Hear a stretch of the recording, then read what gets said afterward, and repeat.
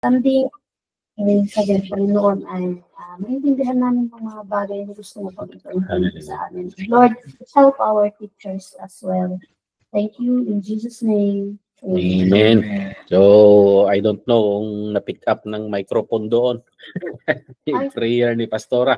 So, ang pag-aaralan natin ngayon ay itong First and Second Kings, First and Second Chronicles, apat na libro. Kinakabahan ako last week dito eh. Grabe, haba nito.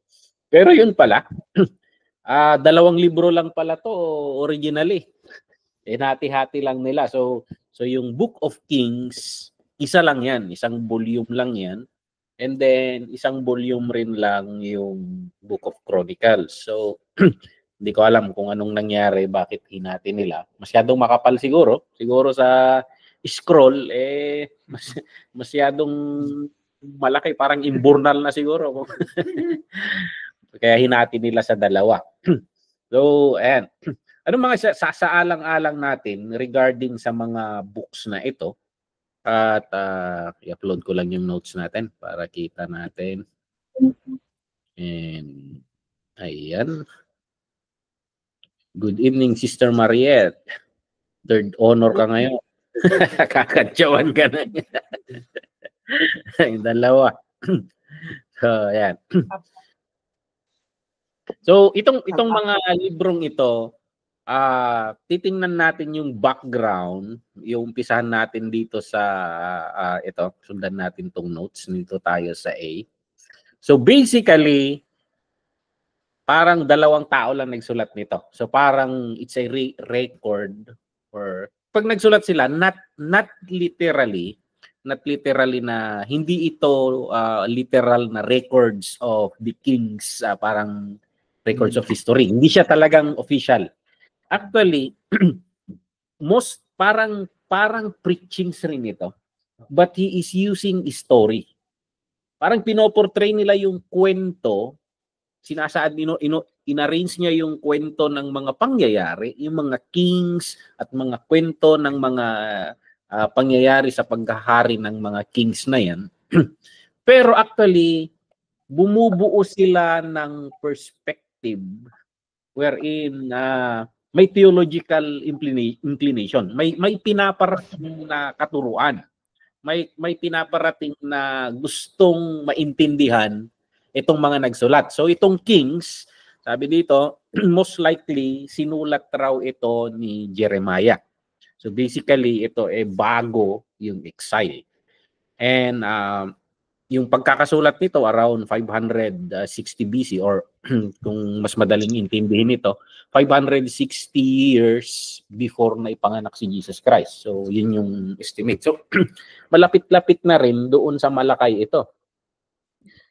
Kasi si Malakay, yung last book of the Bible,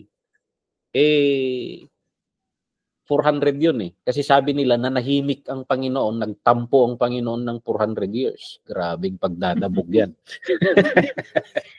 Nanahimik ang Diyos ng 400 years. So, ayan, dahil sa katigasan ng ulo nila. So kung 400 years, 400 BC si Jeremiah, so matatansya mo ng mga around. Pero malayo pa rin yan, 160 years. Centennial pa rin yan. Pero itong Kings, before yung nasulat ito, before, after the captivity, but before the return. So yun yung, kasi ang kwento nito, dahil sa kasablayan nila, dahil sa garapalan na pagpapasaway nila sa Panginoon, talagang hinayaan ng Panginoon na yung sinabi niya sa Deuteronomy at Exodus, yung sinabi niyang mangyayari sa kanila kung gagawin nila yon, talagang hinayaan niyang mangyari sa kanila, na puno ang salop, talagang napunuan ng Diyos. And wala, makikita natin dito na pag nagsalitang Panginoon, mangyayari talaga. So ayan, events span, yung saklaw ng Kings ay mula nung namatay si David hanggang sa pagkakasakop ng both house of Israel, yung Kingdom of Israel sa north and Kingdom of Judah sa south. So yun yung sinasaklaw nito. And then sa Chronicles naman, ang nagsulat ito si Ezra.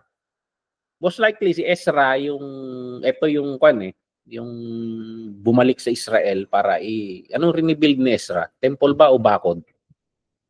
Temple ata, no? Bakod si Ezra. So, napagpapalit. Nehemiah. Ata yung temple. Nehemiah yung temple. Si Nehemiah yung wall. Ay, Oo. Kasi Si Ezra, pari to, di ba? scribe yan eh. Oo. Pari, siya yung bumasa sa scripture. Oo, tama. Si Ezra, pari ito. Kaya most likely ang trinabaho niya yung temple. So yun yung burden niya. So yan, siya nagsulat nito. So, approximately mas later ito na nasulat. 450 hanggang 425. So tandaan natin pababa ang bilang ng taon nila. Hindi kagaya ng taon natin nagdadagdag. So dito mo makikita na yung kahit yung kwento ng mundo, yung pagnunumero natin umiikot kay Kristo. Around zero noong panahon ni Kristo. So diminishing. So sabi nila yung mga scholar kasi pinenta nila in-estimate nila yung mga edad. At pinagsama-sama nila mula kay Adan. Ma-estimate mo yung edad eh. Pinenta nila expanding yung Old Testament ng 4,000 years. So, ilang taon si Adam nung pinanganak? Tanong na yun. Pinanganak ba si Adan? Ilang taon siya nung naging tao siya? Agad eh. Peak na siya eh. Mga around, sabihin na natin, 30s. Nasa 30s. Siguro yun yung peak ng lalaki. Sa 30s. So, in-estimate nila, pinagdugtong-dugtong nila. So hanggang sa kay Jesus Christ 0, and then mula kay Jesus Christ naman, paakyat na. Binibilang. Kaya ngayon, nasa around, hindi natin masakto yan. Hindi natin masakto yan kasi may mga nadagdag na bawas sa estimation yan. So around, sa atin ngayon, around 2025. Pero hindi natin, may mga nawala sa history eh. May mga binura sila sa history, so hindi natin ma-estimate. Galing rin ng Panginoon, kaya hindi mo matansya yung pagbabalik niya. So yun, around 450 to 425 BC, approximately 440 years yung saklaw ng kwento na ito. Kasi kwento niya ang napakarami rin na mga kings. Good evening, Sister Mirna. So yun. Ang saklaw naman ng kwento ng Chronicles mula sa buhay ni Saul, yung kamatayan ni Saul hanggang sa sinabihan si Ezra na i-rebuild yung Jerusalem.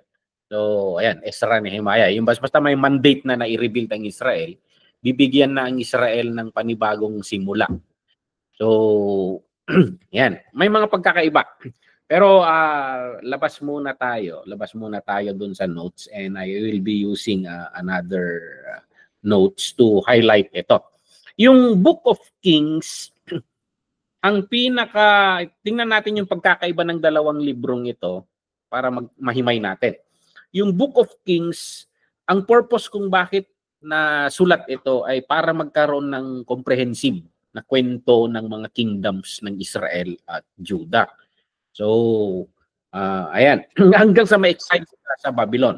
Ang emphasis nito, idinidiin ng kwento, nung sinusulat ni Jeremiah ito, ang idinidiin niya para maipaunawa sa mga Israelita, most likely, yung mga nandun sa Babylon, yung mga na-exile. Kasi most likely, nagtatanong sila, bakit nangyari sa atin ito? Most likely, napapakanta sila. Why, me Lord? So, ayan, marami silang tanong. At gustong i-highlight ni Jeremiah na ang tigas kasi ng ulo nyo. Parang ganon. Ang point napakatindi kasi ng disobedience natin sa Panginoon. May covenant. Pag sinabing covenant, may kasunduan. At darapalan yung paglabag natin sa kasunduan. Kaya, ito yung kinahinatnan para maintindihan nila. So, ayan. Hina-highlight yung mga kings, yung gawain ng mga kings at yung kahit yung kilos ng mga tao na nagdulot ng ikakabagsak or ikakasakop ng bansa nila. So, ayun.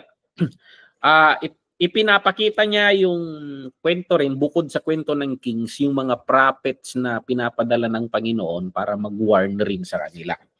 So, kaya pag inupakan ka ng Panginoon, hindi basta uupak yan. Upakan ka nun pag napunan na talaga. Maraming warnings yan. Mabait ang Panginoon. Uy. Maraming paalala yan. So, pag nangyari sa iyo yung matinding pagpapalo ng Panginoon, napakatigas talaga ng ulo mo. Parang gano'n yung matututunan natin to kung isasum up natin sa ganung perspective. So, ang audience, kung bakit sinulat ito, ang tinatarget ng nagsulat, most likely yung mga nadala sa Babylonia. So, yan, yung pinapaintindi bakit nandun sila. Maaring nagque-question kasi.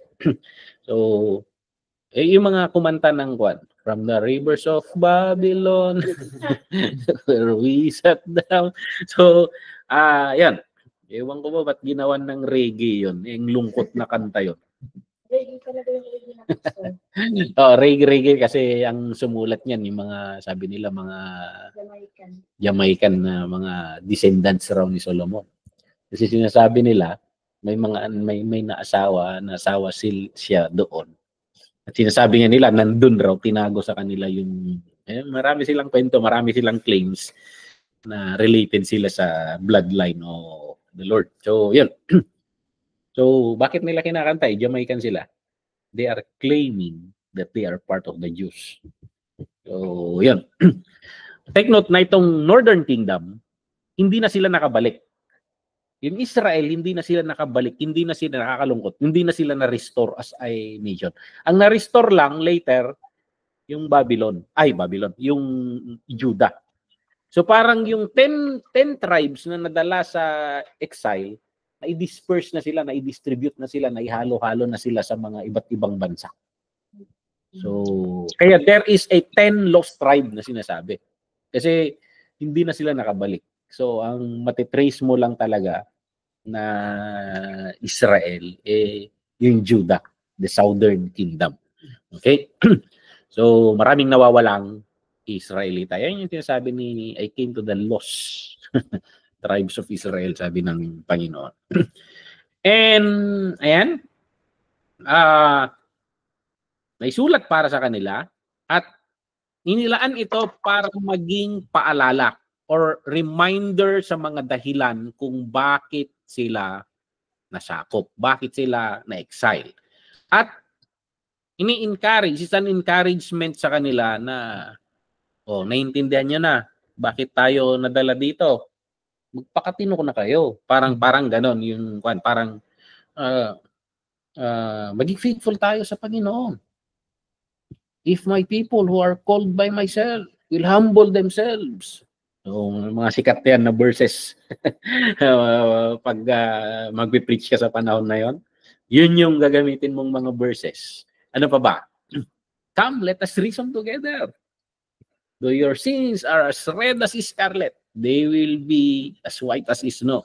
So, parang gano'n. It's a challenge na though bumagsak tayo, though napakasama natin, so, it is an encouragement sa kanila na to return to the Lord. So, ang emphasis, prophecy and fulfillment, para ipakita yung gaano na yung salita ng Panginoon, very accurate yan. It will come to pass. Pag sinabi niya, mangyayari. So, walang pinipili ang Panginoon. Pag na-delay man yan, sabi ni Peter, hindi delay yan. Grace ng Panginoon yan. So, hindi ko lang alam kung gaano pa katagal na binatak ng Panginoon yung kwan nila. Napuno talaga ang salop Parang, so yun. Yun yung kwan natin. Sa kabila naman, yung Book of Chronicles, bakit sinulat ito? Yun, yung sabi ni Pastor Dennis kanina, na itong si Ezra ay priest ito from the priestly line. Pari siya. So most likely yung pagkakasulat ng Book of Chronicles from the perspective of a priest. Good evening, Pastor Eva. So yon, from the perspective of a priest. So yun yung nasusulat doon. Pero ang tutok ng Chronicles mostly on Judah lamang. Sa Judah lamang yung focus niya. Yung dynasty ni David. So yung mga anak ni David. Yun lang yung focus. Yung temple, yan yung mga... Kasi yun yung iniikutan ng mundo ni Ezra eh. Temple, and then for example, kanina, nagkaroon ng worship gathering kanina doon sa CWC with Pastor June. Of course, Pastor June is a pastor and he is a worship leader. Ang mga perspective niya pag nagsalita doon sa worship. So yun yung interpretation mo lagi. So si Ezra, he is speaking from the perspective of a priest. So yan. Ang aim kung bakit sinulat niya ito para mag-inspire niya yung hope, ma-encourage niya yung community, yung mga natira, yung nasa captivity na babalik sa Israel. Na there is hope. Makakapagsimula ulit tayo. Kaya nating bumangon muli. So parang ganun yung point niya. So kung yung kings kanina, ang emphasis, ang tigas kasi ng ulo ninyo. Para maintindihan nila kung bakit sila humantong doon. Dito naman, para ma-encourage sila na we can begin again. So yun it's more on the hope. So they can rebuild their lives, they can rebuild their nation, and they can continue their existence. So yan, ang audience niya is the returning exiles sa Jerusalem, yung mga pabalik na Israelita from captivity. At dito, ang aim ni Ezra, kasi uumpisa niya na naman, ito yung mga hari natin noon. So, parang sa atin ganyan who cares? Pero ang ginagawa kasi ni Ezra, he is trying to give them a sense of identity. Kasi napakahalaga sa isang bansa. Kung matatandaan ninyo, nung mga bata tayo, bakit, anong pakialam natin sa, anong pambansang hayop? Sa atin nun, kalabaw pa lang. Anong pambansang dahon, anahaw? So, anong pambansang ibon? Mag-aaway tayo ng mga bata ngayon. Nagila, sabihin nila, tayo nun, Maya. So ayan. Bakit? Sinong pambansang bayani? So, Rizal. Sinong pumatay kay Lapu-Lapu? Mga ganon. Bakit may sibika at kultura tayo? Bakit? Anong pakialam namin sa mga to?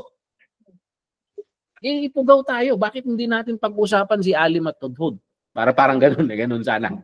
Pero actually, they are shaping us. We need to have a sense of nationalism. At yun yung ginagawa ni Ezra na may line tayo. May kwento tayo. Actually, kino-connect dun.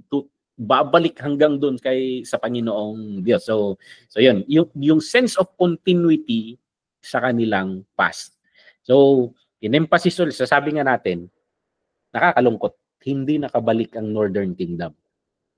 Pero silang nakabalik, Southern Kingdom, in-emphasize ni Ezra yung the Davidic covenant and the Messianic hope. Ang dinidiinan dito, yung sinabi ng Panginoon kay David, yung covenant niya kay David, at yung hope na may parating na anak ni David. So sablay man itong mga anak ni David na ito, may parating na anak siya na his kingdom will be forevermore. So dito may forever. So wala, yung side A ayaw ipakanta sa singer nila wala na yung forevermore na kanta. So controversial ngayon yan. So ayan. And then para ma-anticipate or maging excited sila or asahan nila, padaanan hindi pa na gumaygi Messiah. So they look forward. We wait for a king, a righteous king. So parang gano'n. And then of course, sabi nga natin, Ezra is a priest. So, he wants to reestablish the temple. He wants to reestablish the worship. Tuturuan niya ulit silang magpuri. Supply ni sila eh. Nagpuri ba naman sila sa mga iba't ibang Diyos? Eh, pumunta sila sa Babylonia. Ngayon, si Ezra, gusto niyang ibalik yon. Di ba? Hindi mo, masisisi mo ba naman? Eh, nawala nila yung libro. May mga kingdoms na, may mga kings. Nawala yung tempo, nawala yung book of the law. Kaya nga sino ba yung nakahanap nun? At ipinabasa nila, binasa nila, tapos nag-iiyakan sila. Kaya pala ganitong nangyayari sa atin. Hindi natin tinutupad ang kasunduan sa Diyos.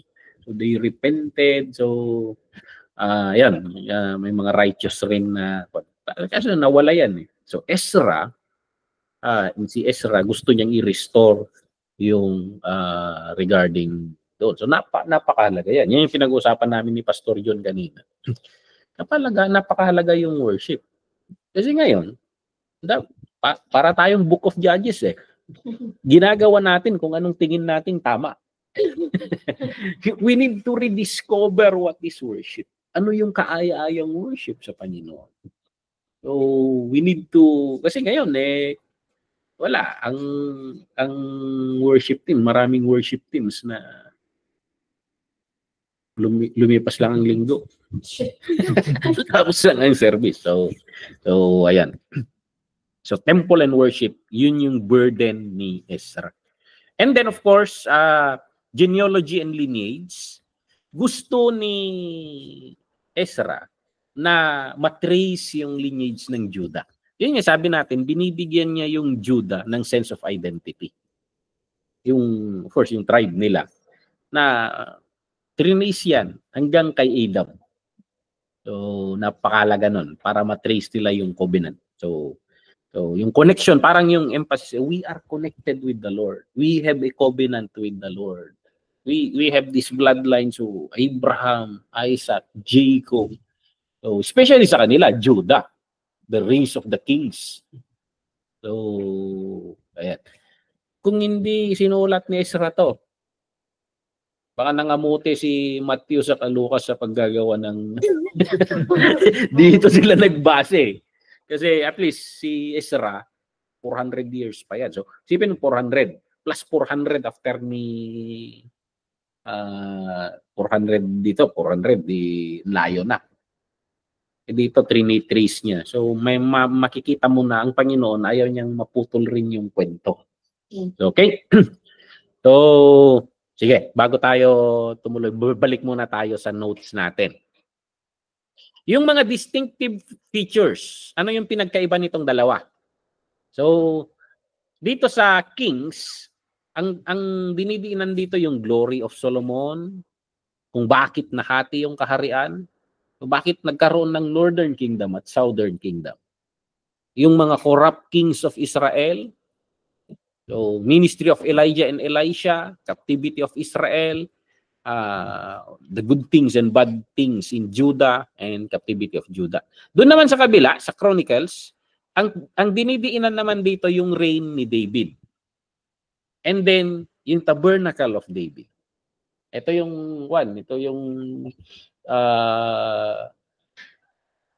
yung tanawan ni David niya ako. Tapos grabe naman, Lord. Nasa palace ako tapos ikaw nagkakamping ka diyan sa labas. Parang ganoon. But he restored kasi si David nung nawala yung pinag-aralan natin last time sa Samuel, nawala yung ark, di ba? Natalo sila sa giyera nakuha yung ark. Si David binalik niya 'yon. Ang nangyari, tampo si David sa Panginoon dito Kasi natumba, tumagilid yung kariton, sinalo ng isang sundalo niya. Isang trusted man niya siguro yon. Bakit mo pinatay? Siyempre si David, Judah yan Anong nalalaman niya sa Leviticus? Hindi naman siya Levites. So hindi niya alam yung concept of the protocols of the temple. Sa Book of Leviticus, kanyan, pag hindi ka nakatuon diyan, mag-ingat ka, mamamatay ka diyan, parang ganoon. Alam niya yung strict protocols ng Panginoon. Si David, line of kings eh. Hindi naman line of priest. Pero dito si Ezra, priest si Ezra eh. So, Levite. So, alam niya yung ginagawa niya. So, yun si David, nagpa-research siya. Oh, kaya ni-restore niya yung system ngayon na naaayon. Nagbati rin sila ng Panginoon. Parang mga asot pusa rin minsan eh. So, mga bababaw na hirap. May kakatampo rin si David kasi trusted man niya yun. Pero gustong i-din ng Panginoon na ay hindi basta-basta yan. Hindi basta-basta yan. Especially na ni-reject ng Panginoon si Saul dahil sa kasablayan. Di ba si Saul pinakialaman niya yon? Oo. King siya tapos trinabaho niya yung trabaho ng priest. Buti nga hindi si David ang sumalo eh. Kung ikaw sumalo diyan, tigok ka rin. Diba? Parang gano'n. So, dito natin makikita na yung strict protocols ng Panginoon na-apply rin yung ignorance is not an excuse to the law. So kahit ignorante ka, kahit hindi mo alam yung mga batas ng Panginoon, nababiolate. May consequences yan. Hindi ko alam, hindi mo pwedeng sabihin yun. So, pasalamat tayo, Gentile tayo. Kasi yung law na yun, sa kanila yun eh. Covenant nila yun eh. Pasalamat tayo, Gentiles tayo. Kasi kung sila, napagkasunduan nila yan. So, nasasaklawan sila. Ang kinaswerte natin, pag nalaman mo yung batas nila at sinunod mo, nakukuha mo yung benepisyo. Pero pag hindi mo nasusunod, okay lang. Kasi hindi naman applicable sa atin. Kaya nga yung kinikwento nila minsan, from the very beginning, hindi ka naman Hudyo. Pinag-aawayan yung mga pagkain ng dugo, mga ganun. Pero sa atin kasi, na-carry kasi yun kasi pinag-usapan ng mga apostol. Kaya sa atin in the New Testament, we need to keep it. Kasi napagkasunduan ng mga apostol na, okay, let's keep that. So, ayan. We are standing on the faith of the apostle. So, yun lang yung tinutuloy. Yun lang yung gusto kong hindiin doon. So, though hindi tayo Hudyo, mga apostol natin, in-uphold. So, may mga na-carry na konti. Okay? So, layong patalastas nun ha. Kada ano tayo may New Testament din. Reign of Solomon. And then the temple. The division of the kingdom. Kings of Judah. So, yung mga ups and downs sila. Mga tampuhan, pagsusuyuan, gano'n. So, parang asot pusa rin to ang Panginoon sa Israel. So, ayan. And then, contrast naman, yung nagdumaanda. So, focus on political history. Itong Kings, nakafocus siya sa political history, sa mga gera, records of warfares, and then yung kasamaan ng mga hari, para madiin nga eh. Huwag kang magpaka-inosente, ito yung mga violations ninyo as a nation. Yun yung sinasabi ng Kings. May record dyan. Yan yung sinasabi ni Jeremiah. So, prophetic judgment, na hindi kayo basta naupakan dyan. May mga propeta na nag-warning na ahead. Yun yung sinasabi. Maraming warnings yan. Marami. Ito yung mga propeta na dumaan, nagsalita. Pinatayin nyo nga lahat eh. Parang ganon. So, ayan. And then a record of both houses. Pag sinabi niyang houses, the house of Israel in the north and the house of Judah sa south. And then sa kabila naman, sa Chronicles, anong kaibahan naman nito? Nakatuon ito sa priestly function. So, kanina sa mga hari, pero dito naman sa mga pare. Okay, priestly function. Temple, yung pagpapatuloy ng Davidic line, and then, ayan, genealogies, Napakahalaga sa kingdom ang genealogy.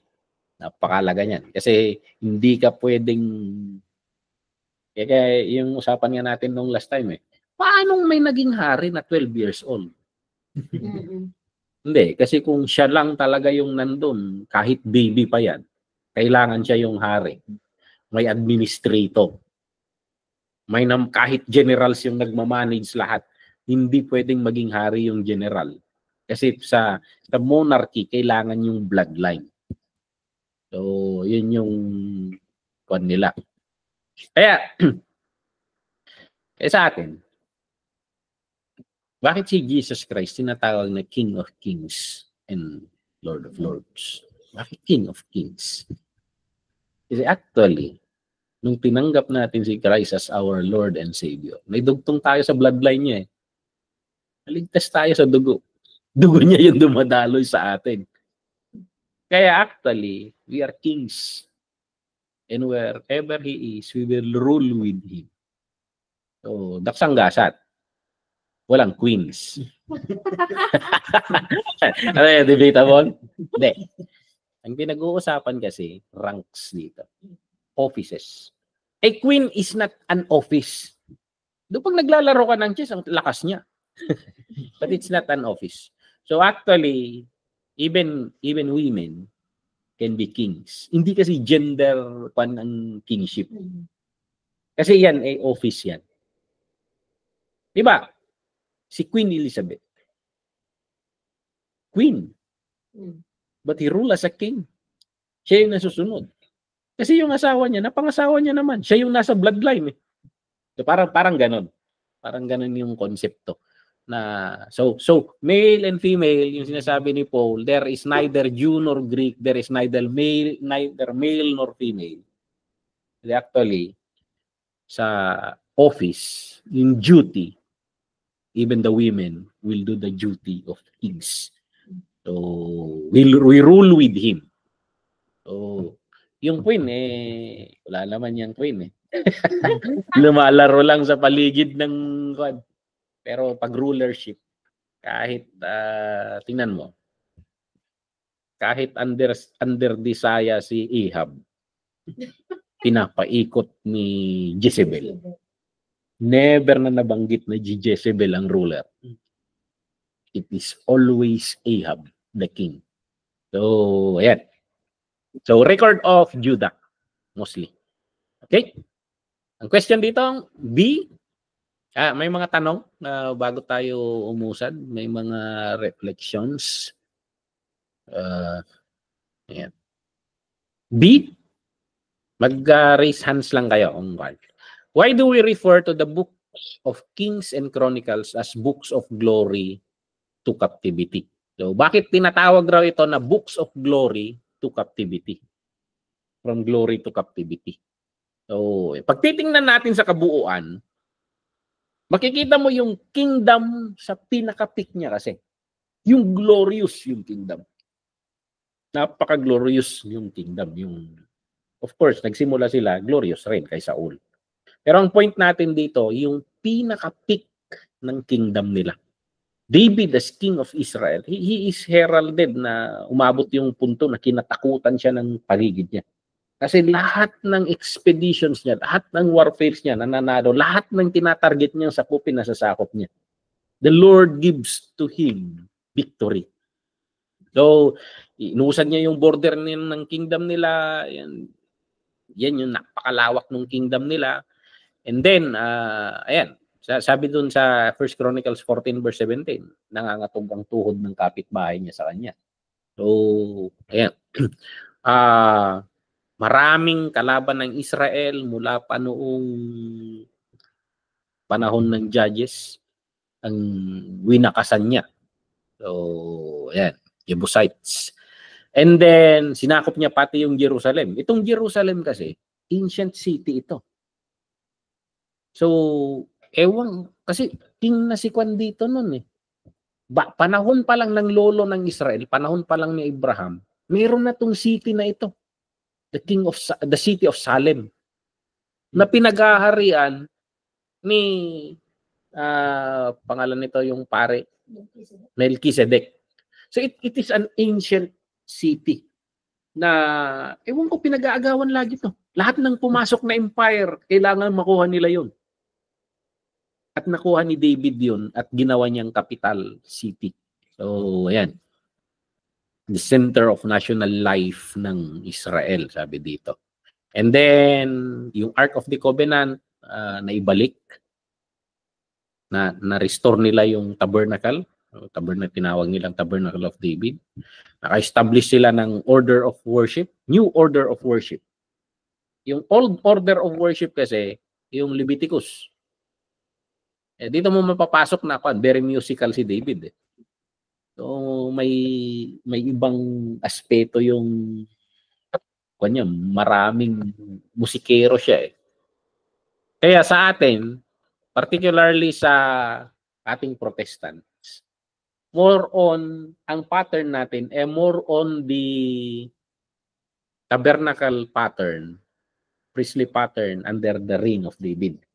Ang Roman Catholic, more on the Leviticus, the Aaronic order.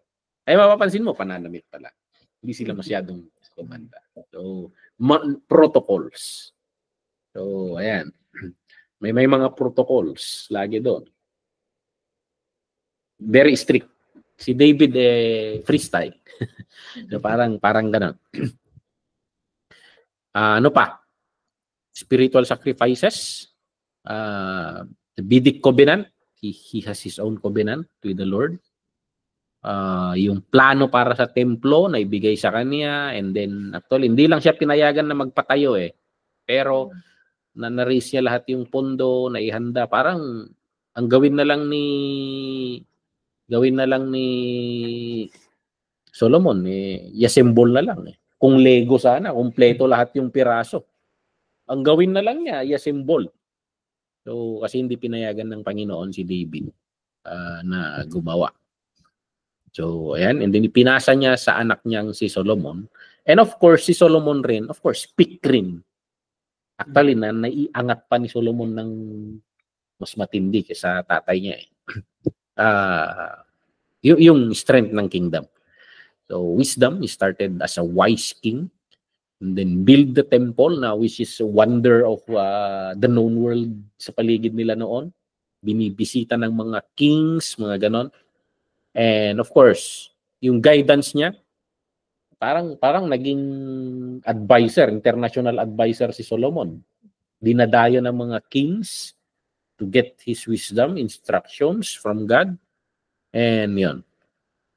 Yung kingdom niya, ang pinagkaiba niya sa kingdom ni David, sa kingdom ni Solomon. Kaya mas mayaman, mas namayagpag yung kingdom kay Solomon. Kasi tahimik, peaceful yung kingdom ni Solomon. So, siyempre, mas marami silang oras na nagninegosyo kaysa nakikipaglaban. Yayaman ka talaga. And then, napakatalino rin talaga ni Solomon. So, yun lang, sumubra sa talino. Sumubra sa talino na ginawa niyang, tawag nito, alliance. Marami siyang binayolate na nagumpisa ang decline kay Solomon. Naabot niya yung pinaka-peak, pero siya rin yung umpisa ng decline. So, yun yung kwan. So, anong nangyari sa kwan? doon na nagkwan. May mga failures sila May mga failures. So, si David, nang agaw ng asawa ng may asawa, mga ganon. Very familiar yung kwentong yan. Si Solomon naman, marami siyang failures. Yung Laws for Kings. Nagpayaman. Parang dumabot sa punto na hindi na niya kailangan ang provision ng Panginoon. Multiplied silver and gold, sabi dito. Napakatindi. Parang napakagarbo niya. And then nagparami rin siya ng kabayo. Kaya ano ngayon, parang gano'n. Military might, ang sinasabi ng pagkabayo ang pinag-uusapan noon. Parang ang victory niya, sinasandal na niya sa dami ng... Parang katumbas ng kabayo kasi noon, tangke, gagamba, yung mga war tanks. So, mga sasakyan ang katumbas niyan. At kung sino ang may malaking bilang ng kabayo, syempre, mapapansin mo sa warfare, apakan niya. Kahit ang daming sundalo niyan, i-attack ng sundalo niyan, apakan lang sila diyan. Mababasag agad yung defense. So parang gano'n. And then, ayan, multiplied team din ito. 700 wives. And actually, he used the practical wisdom, the wisdom of the world. Karamihan ng asawa niya kasi, arranged marriage. So for example, yung kingdom na ito, allegiance. So, walang giyera. So, paano yung sincerity mo na hindi ka aatake sa amin at hindi kami, ikaw rin. So, bibigay nila yung princess nila. Yung anak ng hari. Okay, kunin mong asawa ito. Yan yung loyalty namin. Parang ganun. So, parang naging tool niya ng so aside sa concubine. So parang ganun. The sad thing is na-compromise Kasi hindi naman na-convert itong mga to. Actually, pag inuuwi niya sa Israel, tinatayo niya ng temple tong mga to. So mga bawal yun mga yun Violation, direct garapalan na violation doon sa tulang covenant. So sila yung naging anay rin. Sinira niya yung covenant ng, hindi ko alam, sinira niya na hindi niya namamalayan. So, buti si David kasi, may mga prophets na nang re-rebuke sa kanya Napakatalino kasi si Solomon, hindi niya kailangan. Buti si David, nandun si Nathan na ayos-ayosin mo buhay mo. Dami mong karnero dyan, naagawan mo pa yung At yun, nakakapag-repent siya. Si Solomon, ewan ko kung sinong nang-re-rebuke sa kanya. Parang wala kang makita sa paligid niya na So, ayan. So, hindi niya sinunod yung bilin ng tatay niya.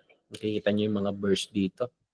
So, failed in wisdom and ended his life in folly. So, sinasabi nila, yung peak raw ni Solomon, makikita mo raw doon sa time niya na kasi sinulat ni Solomon 3 Song of Songs, and then Proverbs, and then Ecclesiastes. So sabi nila, nung bata-bata si Solomon, sinulat niya yung Song of Songs. Puro ar-arem, mga ganon. But actually, he has a revelation of the love of God and the church. Love of God and Israel. So, and the relationship. Yun yung pinapahiwatig nun So, parang i-revelation. Pero, kaya may kino-communicate ang Panginoon, pumasok sa kanya, ewan ko, marami siyang may liniligawan siguro noon. Dinaan niya sa mga romantic yung pag-communicate niya sa ngayon nung nasa middle age na siya. Ayan, yung peak ng wisdom niya. So, yung Proverbs naman, medyo seryoso na siya sa buhay. Paano ayos-ayosin ng buhay. So, Proverbs naman ang sinulat niya. Tapos, ayan, sumubra sa talino. Nung Ecclesiastes, ayan na, matanda na. Pag magwing-wingi-wingin, nagititugot tida na tibiyag. So, bakas ng nakaraan, sinasabi niya. Huwag niyo akong gayahin. Kaya mga kabataan, sabi niya, remember your Creator in the days of your youth. So, maging mas matalino kayo sa akin. Yun yung sinasabi niya. Nagsisisi na siya. Kasi, ayan. So, yun yung 3 phase raw ng buhay ni Solomon. So, anyway, bumalik naman siya. Pero, sabi nga natin, kahit magsisi ka, consequences are consequences.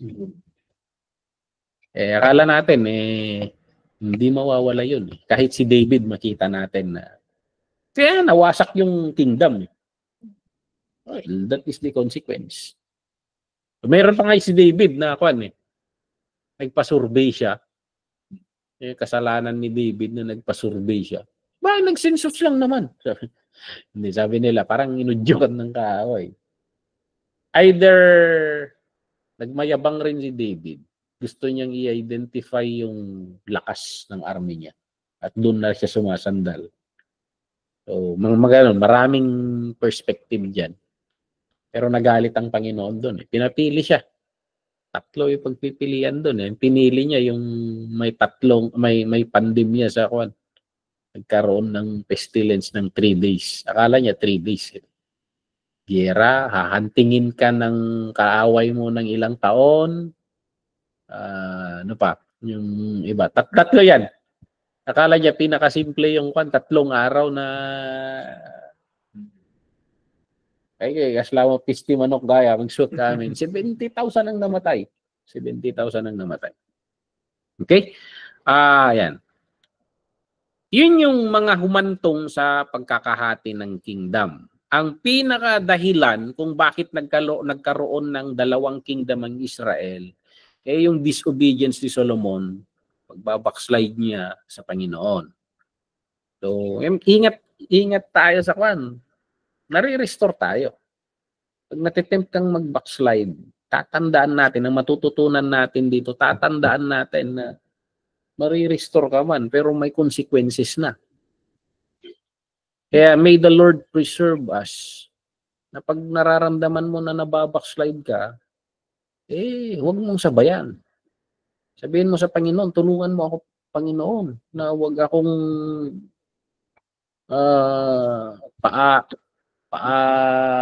sumabay dito sa kwan. So, yun. So, yun yung reason kung bakit hinukom ng Panginoon yung sila. And, ayan. Buti nga, okay yung friendship ng Panginoon kay David So, medyo alang-alang kay David. Medyo, kaya sinasabi ko sa church, ayusin natin ang relasyon natin.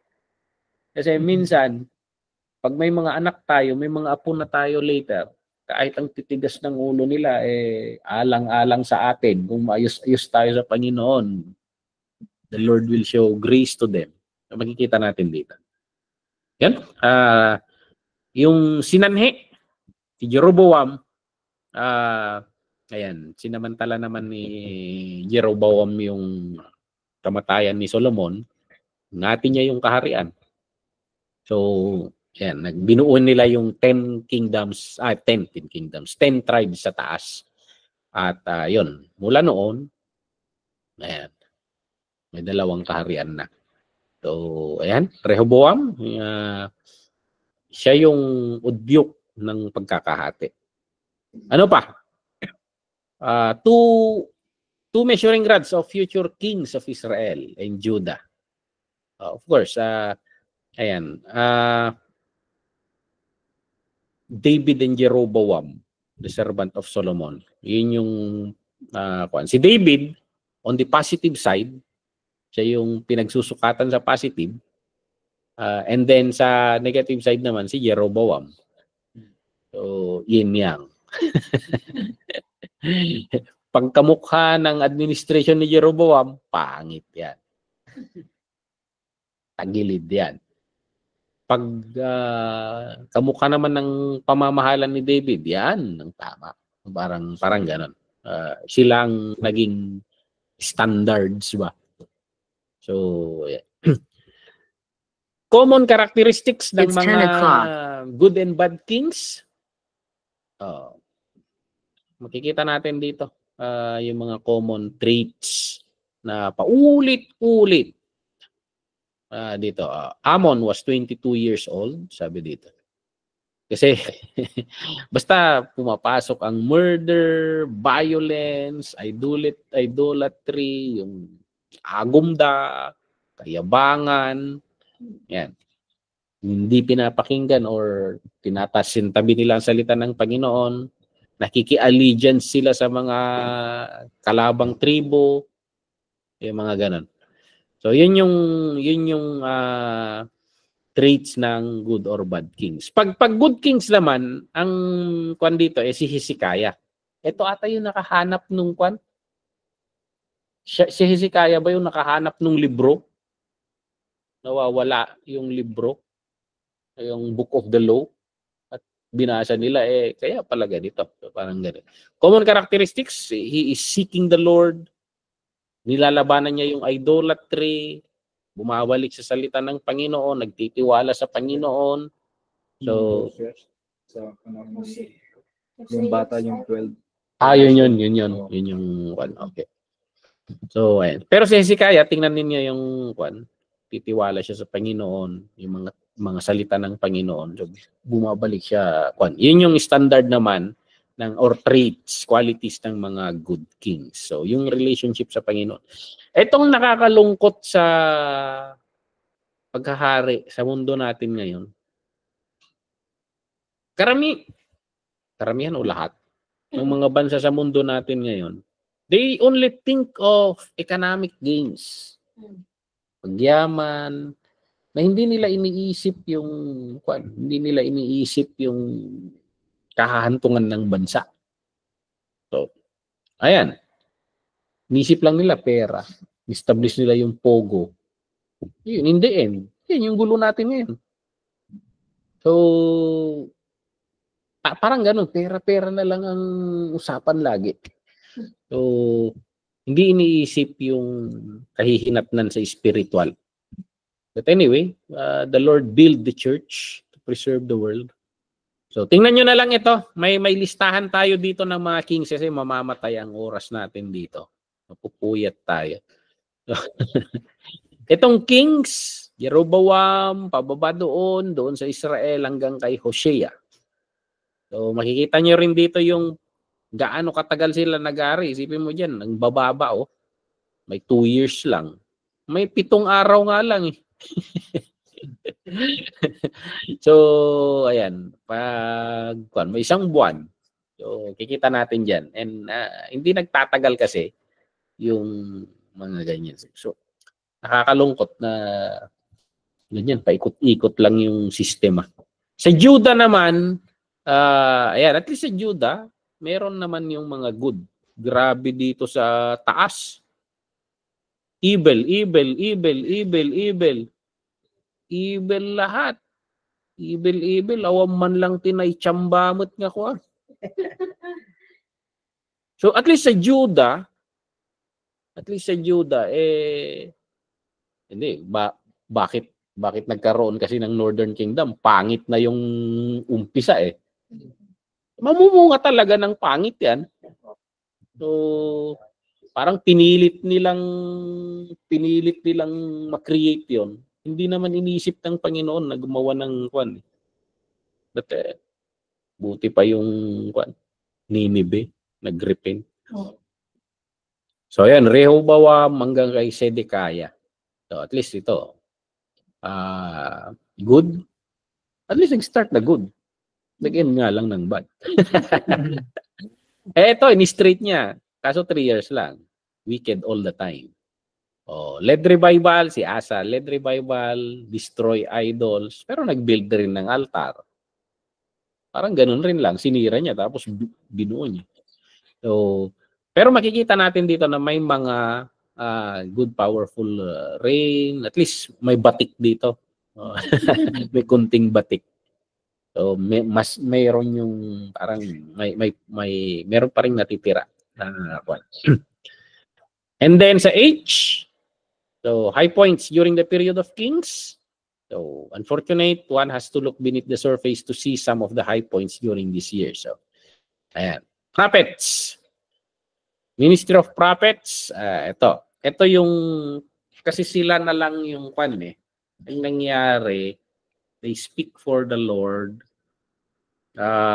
Warn. Yun yung trabaho nila. Wala silang political power. Hindi. Si Samuel kasi, judge pa siya Kasi actually, nakipag-gira rin si Samuel. Kaya akala mo, Hindi, marami ring pinatay to. So, mix kasi siya yung huling judge, siya yung unang prophet. Sa prophet in the sense na yung political leadership kasi iba yung sense ng prophet sa But ayan. So purest ministry yung prophet. So sablay yung judges. So kings, we have the record, sablay. Priest, corrupt sila. Doon pa lang sa panahon ni Father Eli. So, ayan. So sabi nila yung prophets raw yung pinaka, pero hindi rin. Kasi actually may mga prophetan rin eh, prophets. May prophets rin eh. Iba nag-a-advise sila. Kinakantyawan pa si Jeremiah. May mga kalaban sila eh. May mga prophet rin sa kabila. Kaya ang batayan eh, sinong mangyayari yung sinabi. Yun yung totoo. Kasi dalawang propeta yung nagpra-prophesy eh.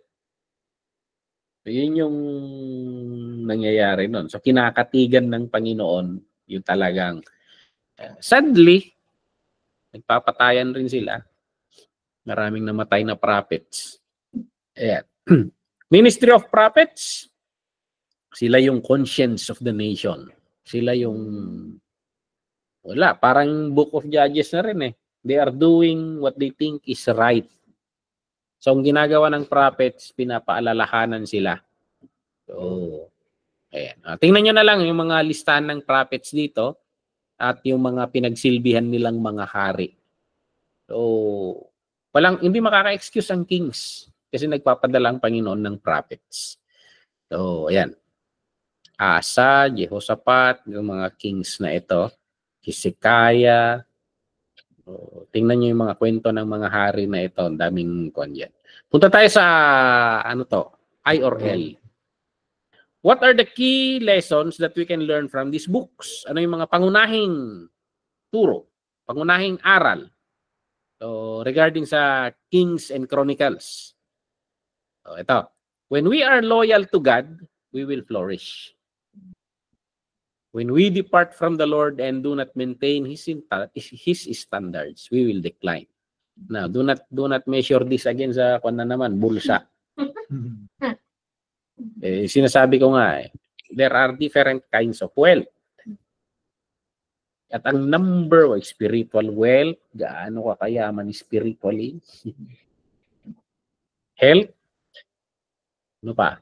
Social, kaibigan, and ano pa ba? Emotional, and then yung financial. Ang alam lang natin kasi financial eh. So, may maraming pera. Pero salat sila sa kaibigan. Ikaw, pag may 1 million kang kaibigan, hingan mo ng tig-piso. Milyonaryo ka na. Di ba ganun? Minsan parang walang-wala ka.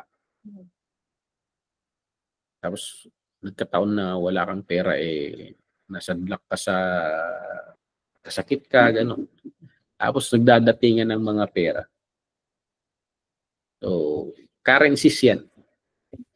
So, ayan. Hindi lang pera. So, when we are loyal to God, we will flourish. Literal kasi sa Israel. It speaks of spiritual sa atin ngayon. Every generation is responsible to pass on the faith to their sons and daughters. Kasi ang problema sa mga kingdoms na ito, yung mga generation ng kings, nagkakaroon sila ng revival eh. Itong revival na ito, hindi niya pinapasa sa next eh. Hindi nila dinay-disciple yung sumunod. So, that's what we can learn na in some sense, may kasalanan rin sila sa mga sumunod sa kanila. So, ayan.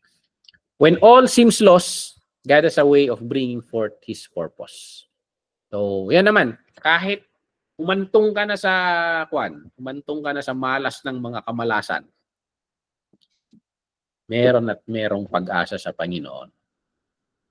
Kahit kumakain ka na ng pagkain ng baboy, prodigal son, the Lord can bring you back to the palace if you just humble yourself. So, ayan. The Vedic line was nearly eliminated, but God preserved their an heir. So, ganun katindi ang Panginoon sa mga pangako niya. Pangako niya kay Abraham, there will be a seed. Pangako niya kay David, there will be a seed. So, note that the book of the law was nearly lost, but God allowed the copy to be found. Kala nila, wala na. Bakit may kopya? Kaya yung Biblia natin, I think yun yung isusunod natin, bibliology. After ng course natin kasi 2 session tayo sa Systematic Theology 1, I think ang isusunod natin ay yung bibliology, the study of the Bible. Tingnan natin yung background, paano nabuo, mga kwento dito, mga pinagdaanan niyang mga persecution. So, yun. Pag-aaralan natin yun, at dito makikita natin na He always preserved His word. So, next lesson, when we seek the Lord, He will be found. He will lead us to victory. So, when we seek Him, paano pag hindi? Wala. So, yan, tingnan nyo itong graph rin na ito, yung dito sa table dito, makikita ninyo dito yung divided kingdoms, their prophets, their kings, yung timeline. So, ayan. And then, ano pa? Na-discuss ko kanina yung emphasis. So, encouragement. Book of Kings. Different perspective sa Book of Kings. And we will end here kung walang mga question. Yung Book of Kings, nasulat during the exile. Samantalang yung Book of Chronicles was written after the exile. So, ang focus ng Book of Kings, hina-highlight niya yung mga kasablayan ng Israel at paghuhukom ng Diyos. Samantalang doon sa Book of Chronicles, ang ina-highlight niya rito yung hope. Yung binibigay ang Panginoon nga namnama. May pag-asa pa rin. Habang may buhay, may pag-asa. At restoration. So, yan. So, sa Book of Kings, for sakop niya, both Israel and Judah. Pero yung Book of Chronicles, nakatuon lang siya sa Judah. Mapapansin niyo ba? Bakit kaya hindi na na-restore yung Northern Kingdom? Kasi kita nyo naman yung listahan, wala man lang tsumambang okay pa. Puro evil. Wag mo namang i-perfect na wrong lahat. Pinerfect nila eh. Di ba nung nag-aaral tayo ng college, kahit 0 lahat ng exam, huwag kang basta ma-perfect mo yung attendance. There is always grace. So sa atin, i-highlight mo siguro, Lord, hindi naman ako 0. Be gracious to me. So yan, focus on Judah. So, and then yung Book of Kings, nakatuon siya sa prophetic ministry. More on prophets yung tinututukan. Pero doon sa Book of Chronicles, nakatuon siya sa priestly ministry. Sa Old Testament kasi may 3 namamayagpag na ministry yan. Yung priestly, yung mga pare, may system sila na pinapalakad yan. Itong na-establish tong new, yung prophetic ministry, may system rin. Iba rin sila kumilos. Iba rin yung mga prinsipyo nila. So, ayan. Ito yung mga pinanggagalingan ng katuruan kasi. Kasi yung kings, hindi naman nagtuturo yung kings eh. Nagro-rule lang yan. Pero yung 3 pinanggagalingan ng katuruan sa Old Testament, mga prophets, mga pare, tapos itong mga sages. Yung tinatawag nilang sages, mga wise people. So, sina Solomon, the wisdom. Ito mga wise people. So, guru, mga ganun, yung mga nangolekta ng wisdom literature ng Israel. So, kung isa-sum up natin dito, ini-explain ng kings kung bakit nangyari yung exile. Dahil makasalanan sila at hindi sila tapat sa Panginoon. At yung Chronicles naman, ini-explain nito or ini-encourage itong mga tao na muli nilang umpisahan or ayusin ang relasyon nila sa Panginoon. So, we can start again. So, we can begin A new relationship. So, nagbibigay siya ng hope. Nagbibigay ng focus sa hinaharap. So, ayan. So, itong dalawang set of books na ito, nire-reflect niya yung sovereignty ng Panginoon, hawak ng Panginoon ang kasaysayan. At ang desire niya ay maging faithful, maging mapagsamba ang mga tao, yung community na ka-covenant niya. So, we can reflect so many things dito sa atin regarding the church. Wala. Ang church is just paganyan-ganyan rin ang church. But praise God. Nakakalungkot. Ano observation niyo sa church? Lumalakas ba ang church o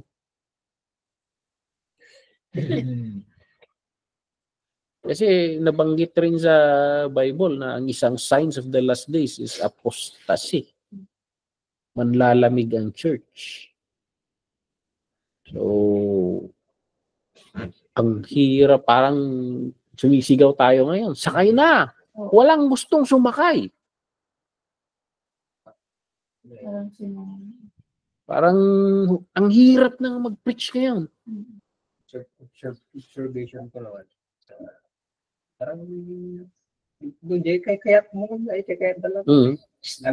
Moody na lang ang pan.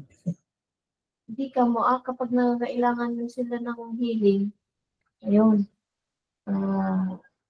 naaano sila sa church. Like, nagiging way yun para maging on fire ang ano eh. Pero pag wala nang kailangan, pero meron pa rin yung mga makikita mo talaga na hindi trip-trip lang. Oo. Tanggalin ko yung background para makita natin yung mga kausap natin dito. So, ayan, parang ang church, ganyan-ganyan eh. Up and down. Up and down. Hindi ko rin masisi yung church.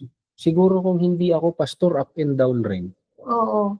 Kasi correct, pastor, correct. Kaya sa akin, blessing yung Relate. Baka wala na ako kung hindi. kasi pag ikaw na pastor, nararamdaman mo yung ups and downs, pero iba eh. Pag paano na yung mga member? Oo. Pag nakakaramdam sila ng ganun, baka mag-give up na sila. Kaya nga ang nasabi ko sa church noon, anong pinaka-desire ko sa pastor?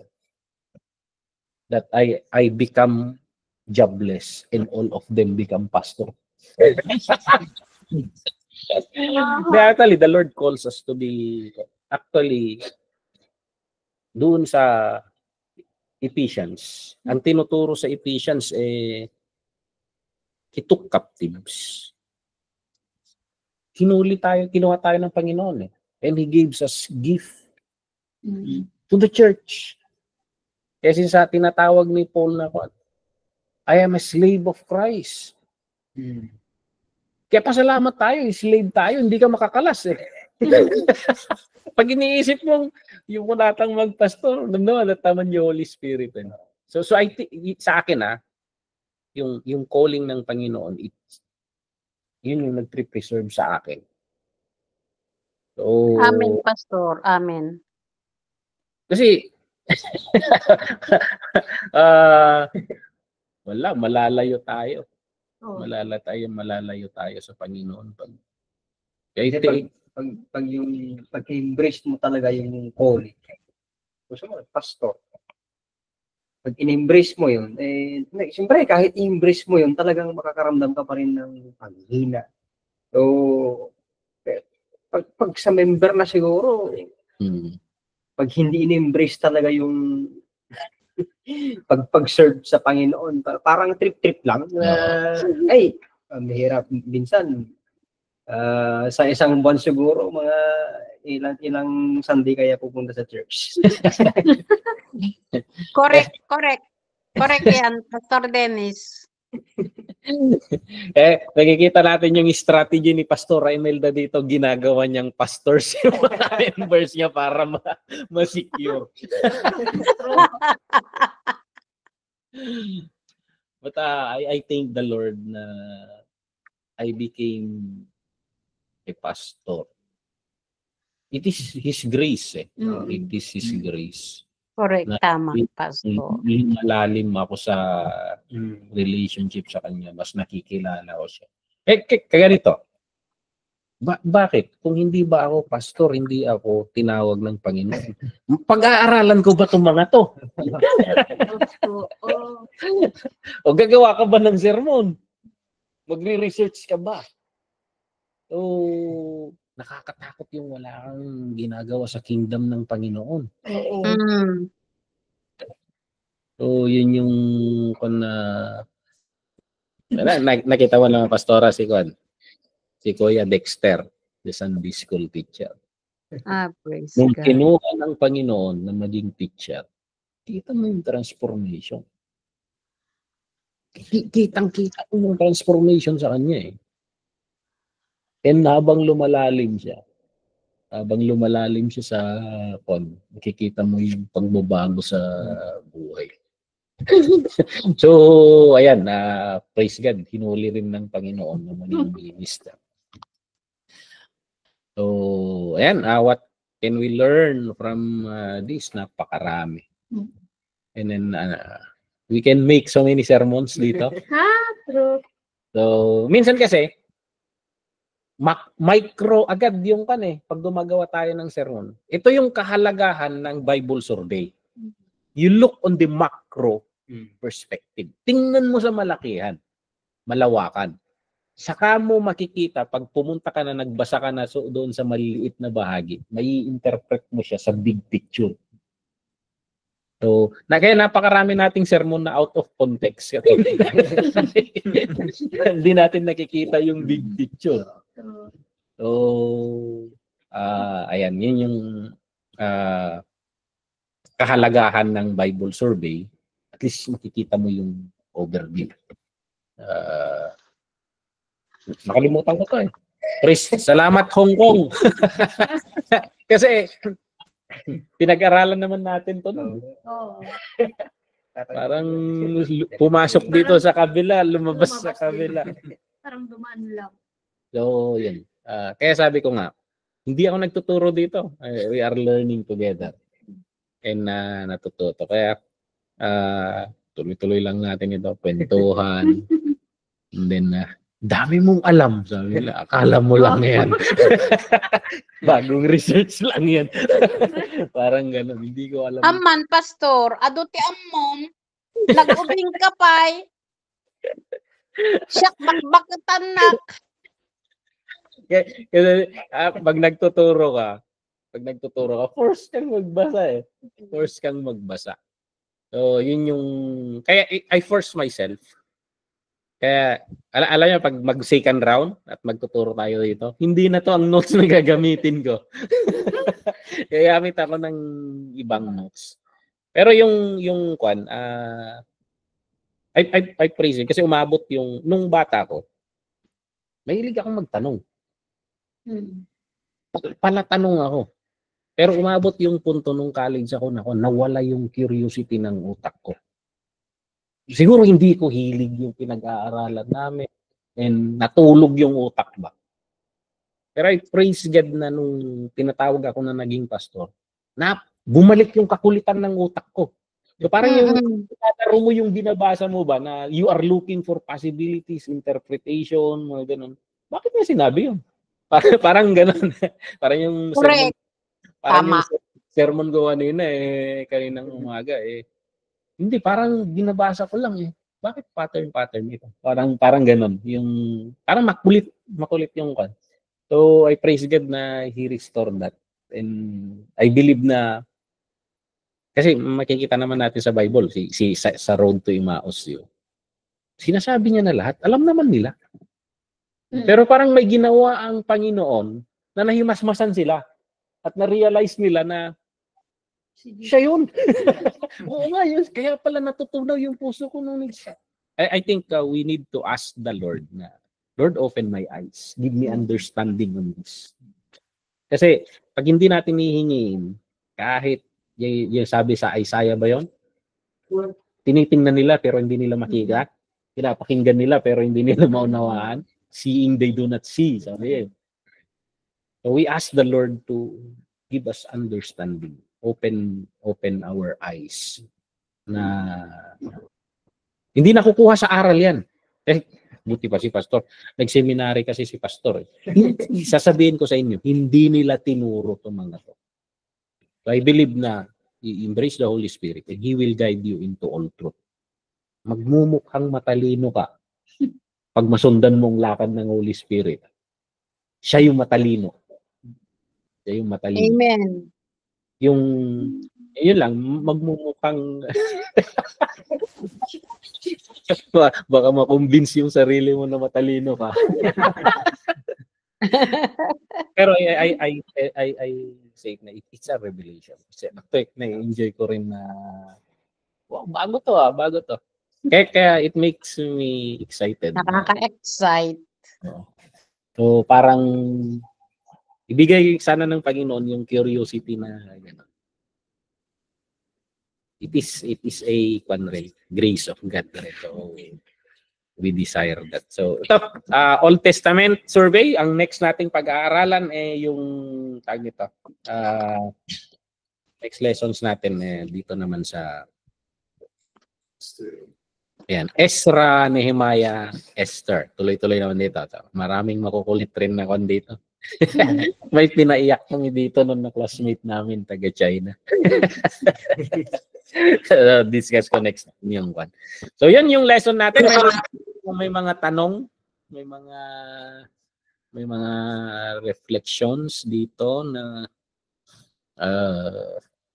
pero ang galing ng kwento yung connecting the dots. Kaya even sinan Ezra, Nehemiah, I believe diyan yung one. Hindi rin nila maiisip to kung hindi bubuksan ng Panginoon yung utak nila.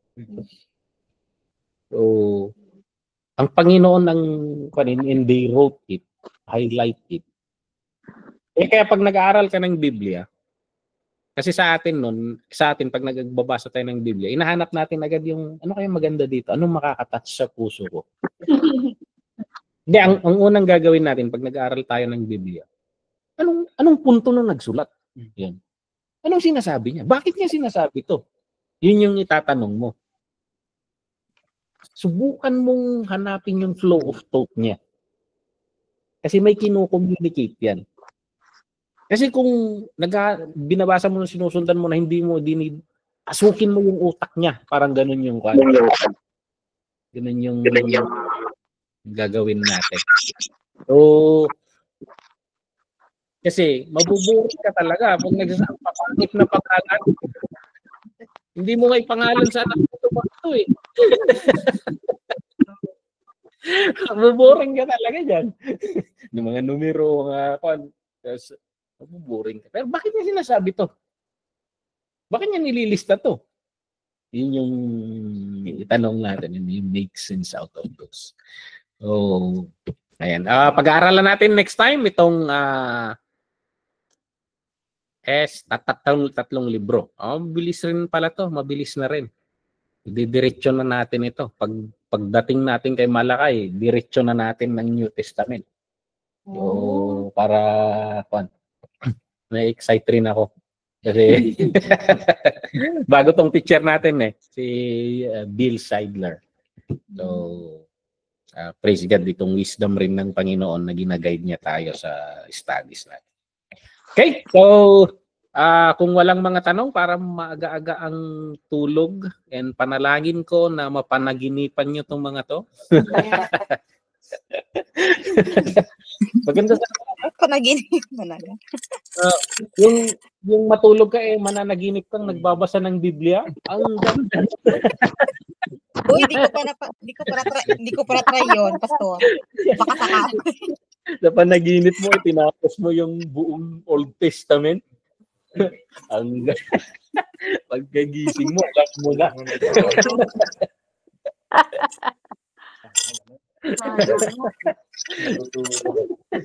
Wala matulog na pa sa Anong movie yun? Matrix yun, di ba? Yung Matrix, yung dinadownload lang nila sa otak. Dinownload nila yung kung fu sa kanya, magaling na siya ng martial arts. Ganun sa akin, no? Download lang natin eh. But anyways, praise the Lord. So, maraming salamat sa oras ninyo. 10:13. Huwag na natin para humaba yung tulog ninyo. And next meeting naman sa Wednesday, pag-aaralan natin yung Holy Spirit. So, praise God. So, inihiling ko kay Pastor Conds, ikaw nga ang mag-close sa atin sa panalangin. Wala po Diyos, hindi maminsan pa ket mingi gas doktor nga pamadayaw kan panagyaman ken kawapo kita iti nga rabi sa nagdipas kami manan kawapo Diyos iti may isang lesson yaman kami iti kinasirib iti mo kada kami ako na iti manursuro ni Pastor Brian ang yaman kami iti biyag na nagyaman kami mo iti partisipasyon iti tunggal may sa kada kami kang runaan na Espiritu Santo mo po Diyos nga nang pagwapo iti nananay nga panakaawat iti talna mga po Diyos kabayatan iti panagad-adal mi yaman kami Lord kada iti lessons kada iti perspective Lord and kami mga po Diyos na na-absorb kada iti mga po Diyos na adal yaman kami kada iti lessons Lord na may isagan na minalpasin mga po Diyos nga naginadalan mi kada iti nga rabi kararag mi wa pres na siliwam kadagiti puso ken panunot mi tapos talinod da ket mabalin mi nga mausar dagiti perspective wa po Dios dagiti prinsipyo nga sursuro dagiti nga sao wa po Dios nga kami naadal iti nga rabi i-bless mo titunggal may sa kada kami nga nakipartisipar bless mo dagiti kakabsat mi sa Hong Kong Lord i-bless mo dagiti kakabsat minhan nga naka-join kata kami iti nga rabi at mabalin mga po Diyos nga madandan tumat iti gundawin doon sa marumo na makijoin kada kami. Bless na kami nga pada iti dito nga rabi, binisyon ang tipanagin na nami, dawatin mi kadi iti nananay nga panang-restore mo kada pigsagan sa lunat mi nga nabusbus iti dito nga nagmanam. Yaman kami Lord, katog dagin na kami, mga po Diyos kada kita imam, katital good mataginayon kada kita panagbiag mi. Yaman kami Lord, yaman kami. Hallelujah. Tatanok mi tinindaklan nga nagan mo, itikan ka na rin gawanin gana amin nagtilinawat mi tinagan niya po ni Jesus Christ. Amen. Amen. Good night. Bye. God bless. Good night. God bless. Yung Old Testament.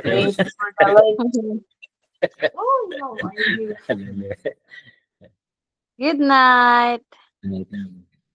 Yan, patayin na. Good night po. Stop recording.